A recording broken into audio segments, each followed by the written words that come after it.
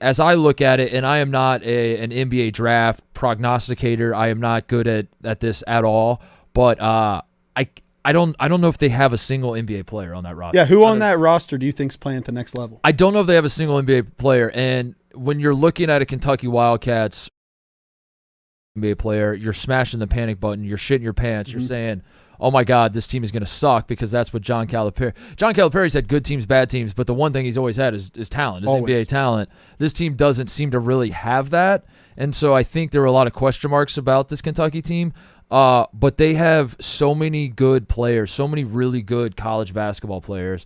I think they're very well coached. I think their offense is very well balanced and very fundamentally sound. And I think that was what was on display tonight. And I think we're going to talk about the Cooper Flagg part and the good, the bad, and not just Cooper Flagg. Knipple, John Shire. We got to talk some coaching. We'll talk about the Duke side and what they did to lose this game to shit it away. But I just wanted to start with Kentucky, and now perfect timing because Riggs is here to bang the drum for Kentucky. I you guys are. I was saying, Riggs, you don't have NBA talent, but you have so many good players. And you're so balanced that I don't even know who the best player on Kentucky is. And I think for the first time in a long time in Lexington, that is actually a breath of fresh air. That you just have a bunch of really, really good players, but you don't have guys that you have NBA promises to, and you're not playing. You're out of the Cal bullshit. And you can just play basketball and be a team, and it's so fun to watch. Yeah, our best player is Mark Pope. Our best players, and I'm not exaggerating. He outcoached John Shire tonight. That is something we haven't seen since 2015, 2014. Yeah. The last time Cal really felt like an elite coach. And it wasn't just, like you said, it wasn't just what was everyone said about Kentucky in years past. Roll the ball out, let talent take over. It was, they looked terrible the first half. It was 3-point shooting kept them in. Yeah, they hit their first 5 or something to start the game. The defense was giving up drives, and then you saw it down to the last minute. We were watching it together. I looked at you and I said, Kentucky's small. Yeah. Pope took out Amari Williams, Brandon Garrison, and it wasn't because of offense. It wasn't, we need threes, we need, we're down 5, we got to press and all this stuff. It was, no, there's a mismatch with Andrew Carr. Right. And we're going to exploit this. Right. And it warmed my heart watching coaching win a game. And Andrew Carr took over, and that was and it was all in spurts, right? Otega Owe, who I really probably think is our best player. He's at least has the most upside. I mean, I think you're probably right, but I think that's a good. I'm guessing again. That's an awesome problem to have. Is that I think Kentucky on any given night. I mean, tonight Andrew Carr was your best player. I think Jackson Robinson might be the most talented in some capacity. Yeah. I don't know. It's Lamont Butler might be the most important player. Sure. But that's the mark of a good team, and that's why I was so high on this Kentucky team, even though it just feels. It feels like a polar opposite from a John Calipari team, which could be scary in the sense that you don't have 4 first-round picks, but it's actually when you see a game like tonight, you're like, oh, I can obviously see the vision. I can talk myself into this. This is fucking awesome to have a deep roster of experienced players who seem to play well together. And there was like you said, they kind of played like shit at times, and they just kept with it. Right? Yeah, it was and no one cared that they got pulled out. No one cared who closed the game. The rotation, it seems to be getting set. Pope seems to have his 9, Chandler being the 10th guy that might get some minutes. But it's on a game-to-game basis of matchups. What can he exploit? What can he use? That showed tonight. We talked about it when we were watching it. You said, how many NBA players you think's on this roster? Yeah. And we basically listed the roster as maybe. But that was it. There was there's no Jackson Robinson guarantee. Jackson Robinson, and he had 1 point tonight. He was terrible. He was awful. He was not good. He was awful. And you guys beat Duke. You guys beat the team that everyone is saying is the, and I probably would say it too. They're the most talented team in college basketball in terms of just raw individual talent. It's certainly the most talented starting 5 probably. It was the reverse of the last few years of coaching beating talent and good good college players beating the talent. Right. And I was so fired up for this game because I think both teams needed this. I think the freshmen needed to go up against upperclassmen that have they kept saying it during the broadcast. These guys have no two Kentucky players have ever played together, and they're all new guys and yada yada. But at the same time, they're all veterans and they've all played a lot of college basketball. So to have the freshmen go up against dudes that maybe aren't quite as talented, but have a bunch of tricks up their sleeve. And I thought this game was really physical. I thought this isn't me saying the refs were bad, but I thought Duke was getting hacked like crazy in a good way. I think Pope was coaching your guys up to be physical. When Cooper Flagg's driving the basket, not even just at the end was he fumbling the ball. He was fumbling the ball a lot because they're swiping at it like crazy, pushing they're getting really physical, and that's college basketball. And we talked about that Duke is. That's not worst case scenario for Duke, but that was something that I wanted to see. How does Duke respond? How do these freshmen who have been handed the world, Cooper Flagg and Con Knipple didn't play high school together, but each one of them individually has not lost a basketball game in years, literally years. They win. Both of them just win. Every time they take the floor, they win. Every time they take the floor, they're the best players. Yada yada yada. What happens when you're getting raked across the arm and you're that was a fucking foul, and you look at the ref's I didn't see it. That keeps happening over and over. I thought that happened tonight. And that was happening a little bit, and Duke needed to go up against that. And I think Kentucky, the one question mark I had was what we're saying, you don't have NBA talent. What happens when you go up against a team that's more talented than you? And I thought Kentucky winning is obviously great, but that's what made this game so fun for me, was watching both teams have to answer those questions. I thought it was big too, and it'll be interesting looking back on this, right? It's game 3, sure, but I sat where Tate is sitting right now after Kentucky lost to Kansas last year. Yep. Talked to you, and we both talked about we like that Kentucky team. We like that Kentucky team. Give them time. Yes, it's a long season, but it's a sprint. It's a 30-game regular season? Yeah. Can they, Duke blowing the lead that they had, where it felt like they could have pushed the game open in the first 4 minutes of the second half, letting Kentucky hang around. Where I think Kentucky will be a top 15 team all year, but like you said, the superior individual talent. How do they, the next time they're up by that 7-9 margin against a decent team, can they actually put them away? Yeah. Yeah. I mean, we could talk about the Duke part of it, I guess. And yeah, that's probably the more relevant part to most of the. I think that's what's going to lead off the talk shows tomorrow. I wanted to give Kentucky their flowers though, because I love Mark Pope, and I love him as a coach and a human being, and I just I'm buying whatever he's selling. This game should have sold. Yeah. Any person still with a question about, okay, well, he beat two no name teams. Of course they look good. Who doesn't look good in those games? Big East. But it was a coaching masterclass that second half of. And it wasn't just as easy as go shoot threes. They were actually exploiting mismatches, right? Running an offense that sets up for slip screens, which they had a lot of, and figuring out what to do on defense. So I don't know how you have any questions about Mark Pope. It's the first game, but it was the game that he had to prove that he could do. Yeah. You know who we do have questions about is Jon Scheyer. I was going to say. You have to have questions about Jon Scheyer. So obviously down the stretch, the big story is going to be the last 15 seconds. Cooper Flagg turns it over twice. My first question is this. Is that what Jon Scheyer wanted to happen? Cooper Flagg turned it over twice? Well, no. But coming out, so there was a timeout. Yeah. And I said, Titus, what's going on here? And you talked us through it, and you said, I think it's just going to end with Cooper Flagg ISO ball. And what else did I say, Tate? And you said, and tell the people what I said. And this isn't retroactively after the fact. Me saying that I said this. Tell them what I said before the play even happened. He said he actually said all game that he really doesn't like Cooper Flagg's one-on-one game yet because it's very dicey on things such as the spin move. Yeah. But he turned it over, and it just so happened that they run two screens, fade off, and then it turns into an ISO ball spin move turnover. Yeah. So yeah, Titus was right. But point being, is that really what?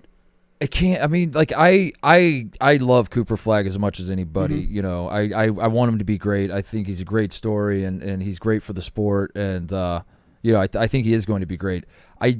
what little you've seen of him so far, that is my one nitpick I have is I think his one-on-one offense lacks creativity. It's a little never know what he's a little unsure of what he wants to do, and I think I think that will come with time, but he just looks like a guy who's so used to being so much taller and more athletic than everybody. And he was there were moments tonight where he was still getting to the rim, and he's bodying up against the guy and pivoting through and finishing at the rim and all that.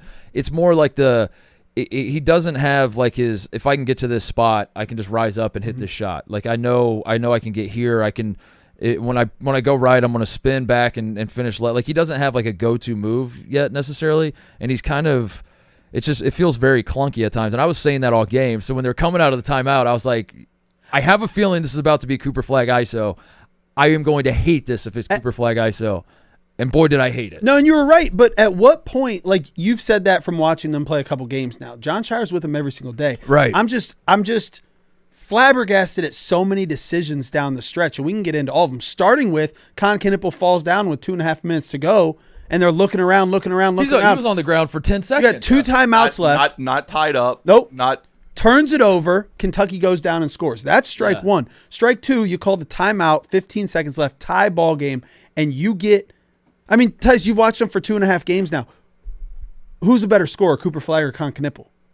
Who's more of a bucket? I would say – Knipple's more of a bucket. The bigger problem is there were no other options. Or run a set. He's a more raw bucket, yeah. But they felt like there was no other option. There's no other option. 1, 2, 3 was Cooper Flag. Yeah, they all just ran past him. They fake screen out, and it was go get yours, Cooper Flag. And he's not a go get yours guy right now. At least like you could do a hybrid where it's like get Cooper Flag, on the left elbow extended and like in an ISO situation, and as he's driving there's like a flare screen set for Knipple to the corner, so you can't help off, and you can't help, and you got like some distraction on the side, and if they do help, there's like some sort of noise over here instead of just kind of doubled, he had no one to pass it to. Yeah, I'd have to go rewatch it again, but I'm fairly confident that there was no one in like the short corner kick for a 3 if a double came. Yeah, he was put in a tough spot, and like I said, that's just not his game. He's very good, and he's skilled, and he can shoot, and he can even score one-on-one. Like there were plenty of times tonight where he is scoring one-on-one. I'm just telling you, as a neutral observer watching him, I'm like, that's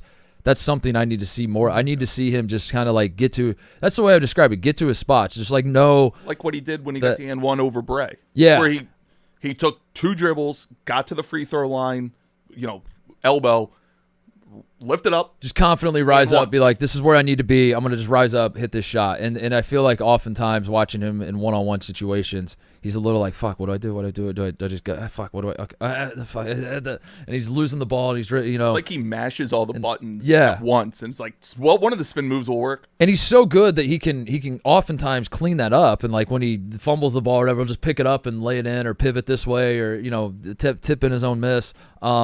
But yeah, down the stretch in those big moments, I fucking hated that now the second one is more understandable because you don't have timeouts. How much time was left when Duke got the ball there?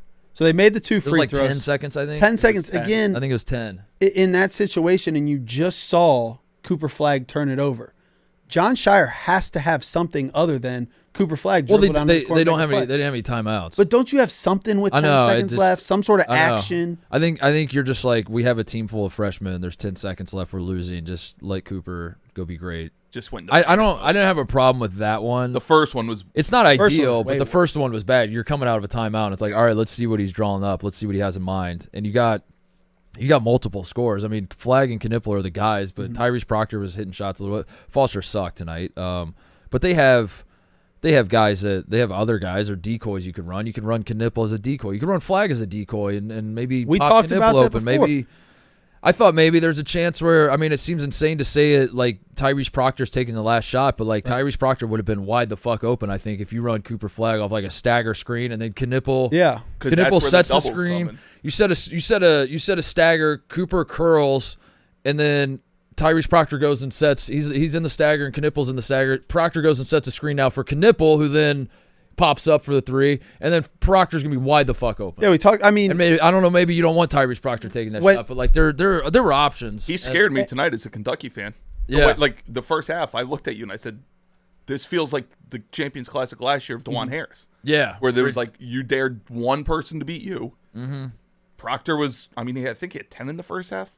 He was hitting, yeah. Duke was not shooting the ball well, but Proctor was playing all right. Yeah, I think so down the stretch, don't get me wrong, and I know the ending for Cooper Flagg, which was turnover, and missed box out at the end. Yep. Yeah. All three things. It's a tough look. On a card, too. He did finish with 26 and 12, and also down the stretch, he was very, very good before those last 15 seconds. Yeah.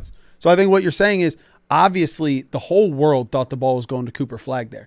They've got other dudes, though. Jon Scheyer, you had so many ways to either get some motion going or get someone else a wide open shot, and you said, give the ball to remember, he's 17, Titus. 17-year-old, 17 years old, and just clear out of the way. I hate it. I hate everything about it. Yeah, what was going on in that timeout? What does he say? What is he actually saying in the timeout? And what's Con Knippel think? Like, Con Knippel, his whole life has been the guy. All right. All right, I'm scared to say it. Say it. We're live. I know we're live. Con Knippel's got to chill. What do you mean? He's got to chill a little bit, man. Oh, wrong. Con Knippel's got to chill. He's got to chill a little. We got to turn. He's on. He's up to like a 13. Just get me back down to like an 8 or a 9. He is who you. He's on a fucking 11, 12, 13 right now. You described. The scale went that high. You described this guy to me before they even played, because you watched the Arizona State. They won by 60, and you said, Tate, there's gunners, and then there's Con Knippel. There's gunners, and there's Con Knippel. Yeah, what? Yeah, he shot the ball 20 times. He shot the ball 20 times. He was 1 for 8 from 3. He is who we thought he was. He was, yeah. And I love it. But he had 18 shots. When did we look? That was at like the under 8? Yeah, I think it was at the under 8. He had 18 shots. Like, he didn't really shoot down the stretch at all. He still got 20 shots in. Right. 14 points on 20 shots is tough. He's crazy. And it's not even just that he's shooting. It was a lot of the types of shots he was taking. It's my time now. Yeah, we don't need that, Con. We gotta rein that in a little bit. I like that he's a gunner. I do like that. I just want it in stretches more so than you like the confidence, not the outcome. I like the confidence in moments. I don't like the confidence over the course of 40 minutes nonstop. I like it as like, okay, here's a burst. Here's another burst. Here's like, it's my time every so often. Which is fair. And he's like, it's my time every time I touch the ball. It's going and I love it about it. And we gotta. But ultimately, forget all that. Forget that he's a gunner. I do think that right now in their games, he is the person I would rather have getting to the basket, going off 2, going up strong at the end of the game than Cooper Flagg. And I don't know why Jon Scheyer goes one way or the other. I don't know. I just know he does feel, and this is something that's going to be clipped and thrown back in my face as their careers progress or whatever. But right now, I think I do agree with you that Con Knippel, even in a one-on-one situation, I think he's got more confidence in his own abilities one-on-one. Cooper Flagg's a better player, obviously, across the board. I think it's more just the mismatch part. Yeah. Right? Especially like this game. I think it's a game-by-game basis. This game, Kentucky's wings are big enough to at least bother Knippel down the stretch, whereas Flagg had 4 or 5 inches on anybody's Kobe Bryant. He's just, or he has the weight size against a Jackson Robinson. So I don't know. I'm torn on that because, do you take the talent or do you take the confidence down the stretch? Yeah, I don't know. I don't like the. I'll tell you which one I'll take now. Not Cooper Flagg. Knippel kind of sucked tonight, though. You're a hater. Did you watch the game? Yeah, I watched the game. He was 5 for 20. He was 5 of 20. You're not gonna make every single shot. He slipped. I will say the one thing I will give him. So this fantasy you have that down the stretch, Con Knippel was going to be that dude. Con Knippel was 12 for 18 in Tate's mind. And yeah. And he's like, dude, I see. The physicality got to him a little bit. He was whining the refs a little bit. He was on the floor a lot. But if you watch the games, he is a better pure scorer. And down the stretch, I would have liked to seen him get into the paint instead of Cooper Flagg's spin move on someone. I think Con Knippel would agree with you. I think Con Knippel. I'm curious to see what Knippel would have done if put him where Flagg was. Yeah. What's his move? Looks like? I don't know. Yeah. Probably not slip and fall and couldn't have been. Then worse. again, he may not even get to the lane. But maybe it was slip and fall. He was slipping too. Everyone was slipping. There was a lot of slip. I have a take about the Champions Classic. The Kentucky shooting the ball well was actually fucking amazing. That you guys were hitting. You hit 10 threes and 10 for 25. The 3 other teams that participate in this event couldn't shoot for shit. And As I was watching the Michigan State Kansas game, which we can talk about or not, I don't know. We can talk about it a little bit, I'm sure. Why we gotta get a uniform basketball across all of college basketball. I'm ready for that crusade. I'm ready for, like, the NBA uses one ball. Mm-hmm. Yeah. Every NBA game uses the same ball. College basketball is the exact opposite. And in any given season, the Kentucky Wildcats this year might use 8 different balls over the course of the season, 9 different balls. And I was locked in on that being the excuse in game 1. And then Duke started out cold, but then Kentucky was like 5 for 5. And I was like, well, damn, this kills my point. But yeah, there's something about like they just don't. Nobody fucking shoots well in these events, and it stands out to me because college basketball so far this year, I feel like the scoring's outrageous, and guys are hitting shots It's been at an incredible level. Yeah, it's been a great shooting year, and to watch Kansas and Michigan State and Duke throw up bricks, I was like, is there some with the ball, some with the arena, and then Kentucky's like, works for us. Those 3 teams were 12 by of 64 combined. Insane. That's and then Kentucky comes out 10. Insane. One more note on Duke that I want to point out, because again, that's why I want to start with Kentucky, give Kentucky the flowers, and I don't want this whole thing to be about Duke, but that's obviously what a lot of people are going to do is say Duke kind of shit this away. It dawned on me that, and I was making this point about Duke where I said Tyrese Proctor and Caleb Foster are going to be super important for them this season, and even though they have these 3 other dudes that are going to be lottery picks, those are the 2 guys that I'm looking at. It dawned on me that as this game is winding down, they have no calming presence, and that is something I am actually. That's got to be Proctor. That is something I am actually concerned about moving forward. That's got to be Proctor. It's got to be Proctor, right? I mean, he's the guy that's been in that program for numerous years. He's elite, whatever you want to classify him as, lead guard, however you want to classify him. He's at least initiating offense. He's been with Shire. He's been with other stud freshmen. They let Jeremy Roach walk for Tyrese Proctor to be that guy. Would you rather have Jeremy Roach? No, I wouldn't. But I'm saying they had a guy. I kind of think I would. Oh, you would? I think so. For the calming presence, yeah. I think Proctor's better than Roach, but I think for that part of I think Roach fits this roster a little bit better. Yeah, and I think that's the issue with Duke sometimes is that they're or I guess it's maybe Foster. If you might Roach be Foster. For Foster. Yeah. Roach for Foster. That's what I'm saying. That's the trade that Duke needed to have. Yeah. Proctor's more talented than Roach, but I like as you're watching them fuck this game up down the stretch, it's like they need someone that they need like a DeJuan Harris type on Kansas where it's like just the ultimate college guard. Yeah, the college guard, dude. That's just going to, like, calm down, take a deep breath. He's not necessarily a playmaker, but he's not out there to be the playmaker. He's out there to, like, everybody stop clenching your assholes, stop slipping around, stop turning the ball over. Let's just – especially when your 3 best players are all freshmen. It would be really nice to have a veteran out there that says, hey, everyone, I'll handle it. So I am not to overreact, but that is something that is a genuine concern for Duke. Like, Duke's not going to go 4 for 23 in every game moving forward. They're not going to have Cooper Flagg. He'll learn from this. He's not gonna have 2 turnovers and a missed box out, and Con Knippel's not gonna go 5. Like, these are anomalies. What I don't think is an anomaly, and I am actually concerned about, is that part. Is I think Tyrese Proctor can be good. I think Caleb Foster can be. He's certainly better than he is tonight, and he's a way better shooter than he showed tonight. Can they ever be good together? I'm not worried about their talent. I'm worried more about, can they be good together? Can they be the calming presence in the backcourt that Duke needs them to be?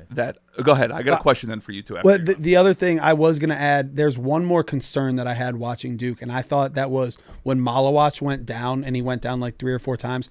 I thought they gave up a lot when he was out, protecting the rim. I thought he had a great game, 10 and 7. Malik Brown came in, and he's not even close to the same player. There's going to be a game this year, not where Maluach gets hurt, but where he picks up 2 fouls in the first half, foul trouble, or he gets 4 fouls. More than one of those. That's what I'm saying. So I thought if he didn't go down tonight, I think Duke extends that game like Reeves was talking about and probably wins. But they allowed Kentucky back into it, and then it was any man's game at the end. Yeah. So my question, based off of what Titus said about Duke not having a calming presence. Obviously, we're 3 games in. We don't know the bracket or anything like that.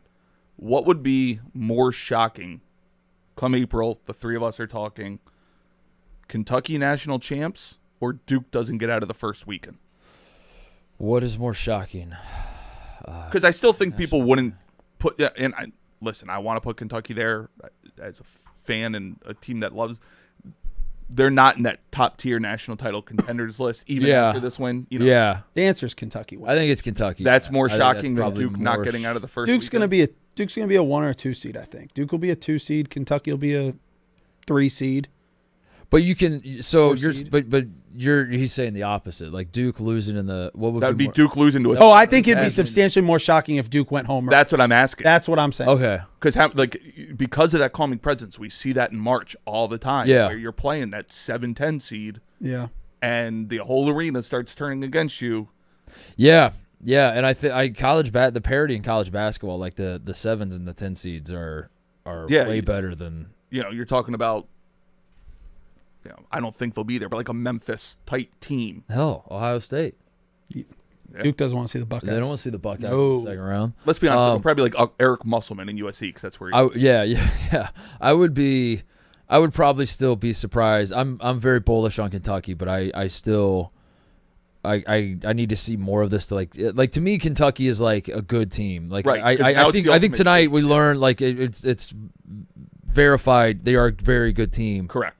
Now there's another level, but they're in that their national title. I'd say most people now would put them in that second tier of teams. Yeah, and it's it's the ultimate take of after a big game of, they're the top 5 team in the country, and it's whatever. But it just when you mentioned and what we talked about while watching it of the lack of control basically from Duke's guards, that's got to be terrifying if you're a Duke fan because you can sit there and say they'll get better. Yeah. We kind of know who Proctor is. Yeah. Like we kind of know who Foster is to a degree. I think what I want to see out of Kentucky next is a win. This counts. I'm not diminishing it. I want to see them win a game against a good. We move forward. The next thing for me is like beat a good team and don't make me feel like the other team like lost almost. Yeah. You know what I mean? Because this is like a win is a win. Kentucky made the plays. Andrew Carr was great down the stretch, but the tone of the game, the tenor of the game was like Duke let this one slip away.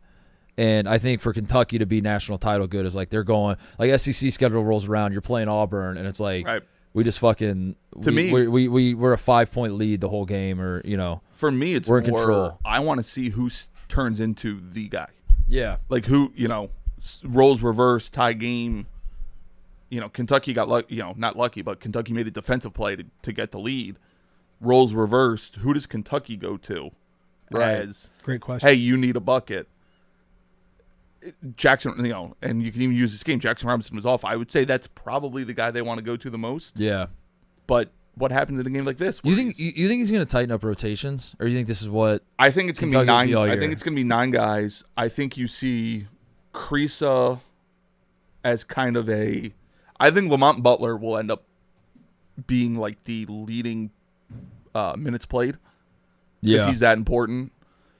Him or Otigo away, but I think it's 9. Chandler maybe get a couple minutes in foul trouble or things like that. But you have the backup big. You have Almanor is kind of that 9th guy. I do think it tightens up. We don't have to be done, but this is my last note on this game. The Kerr Kriisa experience. There's nothing like it. Oh, my heart! My heart was almost so full when he hit those 2 threes. There's nothing like Kerr Kriisa, man. If that heat check goes in, that goes in the heat check Hall of Fame. Yeah. In my opinion, he caught it, and everyone's like, "Shoot it!" And then he looked around. He's like, "All right, fuck it." I told you before that when he was standing at that half court logo on the side, I looked at Titus and I said, "He's gonna shoot this." Yeah. And you said he looked around for a second. Yeah. I'm open. He is a little bundle of electricity. The when you hit a 3 and you come back and he had to make sure the camera was on him, and then he goes, "Yeah." I've called him this since he was at Arizona. I refer to him as the sport's biggest asshole. And I say that as a compliment.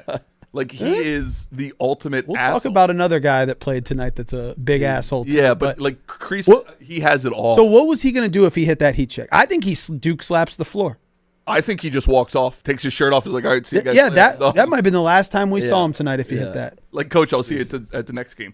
It looked like he was putting his mustache back on, like it was a fake mustache. Had it here, made the shot. He was basing on. I can't get enough of Kerr Kriisa. I loved him in Arizona. I loved him at West Virginia, even though I wasn't following him that much. But and he's wearing 77 now.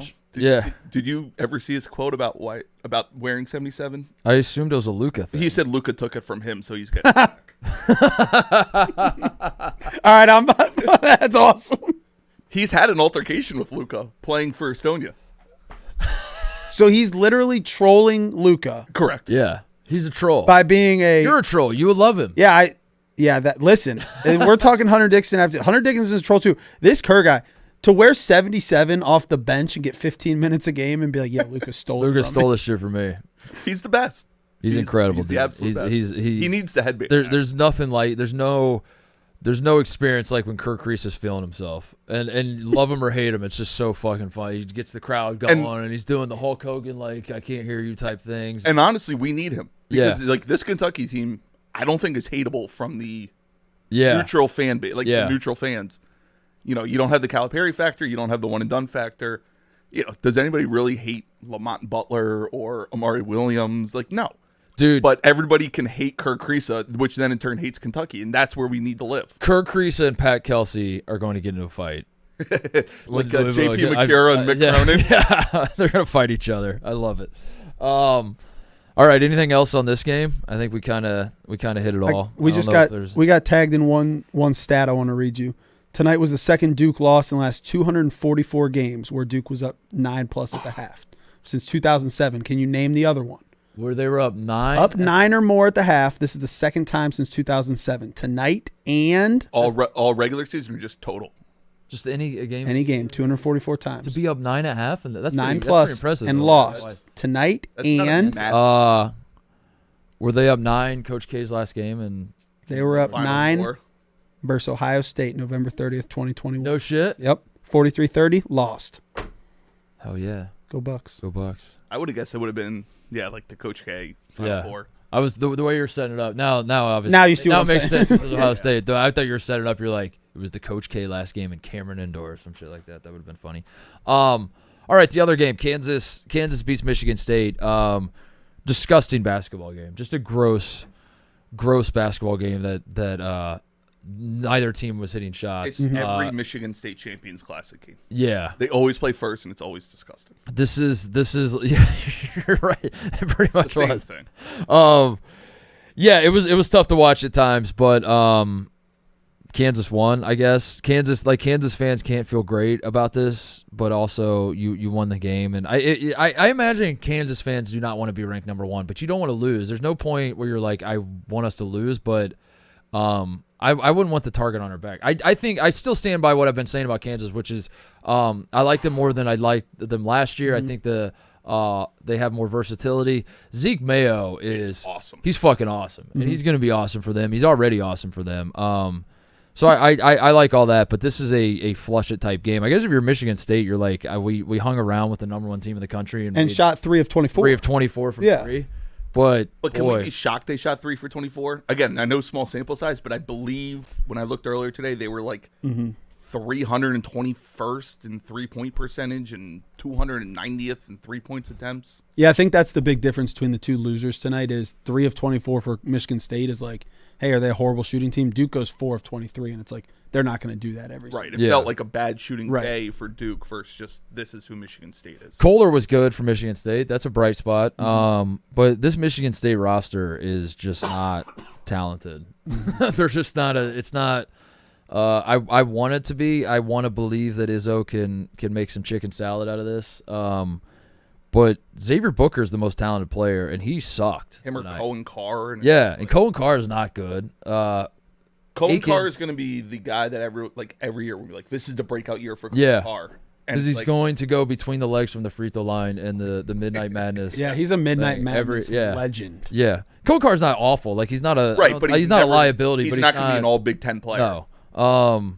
Yeah, Booker's their most talented player, and he was ass. Scoreless. They took him out, and the other big dudes were playing well enough. The Zappala, that's the kid's name I was thinking of. Zappala. Kohler comes in off the bench, and he was good. Zappala, I thought, was fine. And once Izzo realized he had like other big dudes, Cooper, with his Batman mask. Yeah, was his. I need to see a picture of him first before I say what I'm about to say. Yeah. I kind of want to know what you want to say before you look. I think I understand. I need to. Here. I need to make sure I see the. Yeah. Okay. All right. I won't say what I was gonna say. I think Yep. I won't say what I was gonna say. Yeah, the Batman mask. But yeah, once Izzo was like, I like these big guys. They're playing fine enough. Xavier Booker's ass just stayed on the bench, which is, it's maybe a good sign that you have other guys that you can play, but it's not a good sign when, like, I think that you have very little talent on this team, and the one guy who feels like he has the raw potential to be something, you're like, this guy kind of sucks. And yeah, we're year 2. Like, I'm kind of over him. I'm just gonna throw him on the bench and not give him any more run. Is this the least talented Michigan State roster has ever had? I'm trying to think off the top of my head, and I don't know if there's one where I know he's had bad seasons by his standards, but in terms of talent, I don't know if there's a worse talent. I can't think of one. I can't remember a time. Like, even when they were like the 7 seed, it felt more like a bad year, but they had talent. Right, and they make the tournament every single year. So is this? I'm not putting this team on the bubble yet, but they were 5th in the preseason poll for the Big Ten. This doesn't feel like a 5th in the Big Ten. If they finish 5th in the Big Ten, even with the unbalanced schedule, it feels like a bad sign for the Big Ten. Yeah, they have. Izzo has made. They've made every tournament obviously since '98. So I'm not putting them on the bubble yet, but like this is. But again, you lost by 8 to the number 1 team in the country on the road or on a neutral court. Maybe I'm overreacting, but I just that's what stands out to me is like I just don't think Michigan. I just don't think. Yeah, I just don't think they have a ton of talent. Kansas does. Hunter was great tonight offensively. He was doing Hunter Dickinson things, as we say. I felt a little subtle shot there. Hunter was great tonight offensively. It's true. He's terrible defensively. What do you? I don't know. What are you doing? I don't know. I don't like it. I came in today. What don't you like? I came in today. I said, tough night to be a Hunter Dickinson hater. And you were like, no, it wasn't. He was awful. Can you please call? I didn't say he was. Hold on. What are you talking about? I didn't say he was awful. In there? Can you please call Tate? Can I beat his ass? He called me a. Call Tate what you called him. Yeah, he called me a box score merchant or a box score bozo. A box score bozo. Listen, hey, I'll say this. If you look at the box score or you don't look at the box score, the dude went for 28 and fucking 12 tonight. Yes, he did. He's going to do that all the time. He's going to do that. And that's why he's really good at basketball. I want to. He's done this for 5 years. He's going to do this every single time he takes the floor. I'll take it on myself. Every fucking time you watch this guy, he's going to make 10 field goals. He's going to go 10 for 16. Yes. And have 11 rebounds. And I love it. The person that can set screen, roll, catch it, and put it in the hoop, I want that on my team. All right. We'll check back in March. Yeah. There's a reason he hasn't played in the Final Four. No, he was good. I didn't think he was that bad defensively. In fact, he had like 3 steals out of the gate. Like they were trying to exploit him coming off ball screens and then like hitting the roll man. And Hunter was anticipating a little bit. And yeah, but it's like I give him his flowers when he deserves it. This was also the. But don't. This is a mirage, dude. Don't get too excited. He can do that against teams like Michigan State, right? When there are bigs that aren't super talented and can't space them out. Like there's a reason Jermaine Samuels from Nova can just work him. Yeah. When he was at his peak at Michigan. Like, there's a reason a guy like Jermaine Samuels can do that. Yeah. There's a reason there are going to be guys in the Big 12 and in the NCAA tournament that will do that. Michigan State does not have those guys. I'm going to say this. Kansas and Bill Self is way smarter than I am, and, he does not need advice from me. But I think it would behoove. How about that? It would behoove SAT word. The Jayhawks to run their offense through Zeke Mayo. Correct. Rather than Hunter Dickinson. And Hunter Dickinson's going to get his points. He's going to get his rebounds. He can be very, very efficient in those aspects. Mm-hmm. If Kansas's offense becomes Hunter Dickinson post-ups, and that is what they're running, then they're playing inside out through Hunter, which Bill Self loves a big man. He loves playing inside out. Always. Like this is something that he can coach and figure out. And again, he doesn't need my advice, but I think Zeke Mayo is awesome, and I think he's going to be the most exciting player for them. And Hunter's going to be the one that leads them in scoring and rebounding and gets all the stats. The accolades from that. I said this. I think, you can debate who the best team in the country is right now. I think Kansas will be the best team in the country if and when Bill Self figures out the correct time to sub out Hunter Dickinson. Yeah. That's really what it comes down to. And that happened. You saw it in the UNC game. He waited about 2 extra minutes before taking Dickinson out. And that's when UNC started making a comeback. Right. There's enough talent and depth on this Kansas roster especially compared to last year. He doesn't have to play Dickinson 35 minutes a game. Yeah, no, he doesn't. Or should he? Yeah, I completely agree with you. Knowing when to do that song and dance, and when to push the button, and when to rely on Hunter is going to be huge this season. But yeah, Hunter was great tonight. Hunter was great, and he was finishing great around the rim, hit a three. He can do that. Mm-hmm. I'll give him. Is that fine? It's fair. Say that? I told you you know what I said in the cave, and it makes sense to Riggs and I, and at some point it's gonna make sense to you when you watch more Hunter. Hunter Dickinson is not a bad basketball player. He just sucks. Yep.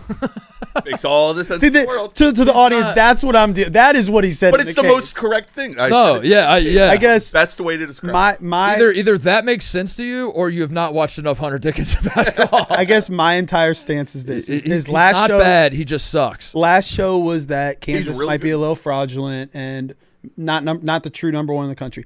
Kansas, if you look at their resume right now, blew out the team they're supposed to blow out, beat UNC, and beat Michigan State. I would say I'm still high on Kansas. I think Hunter Dickinson's playing good ball.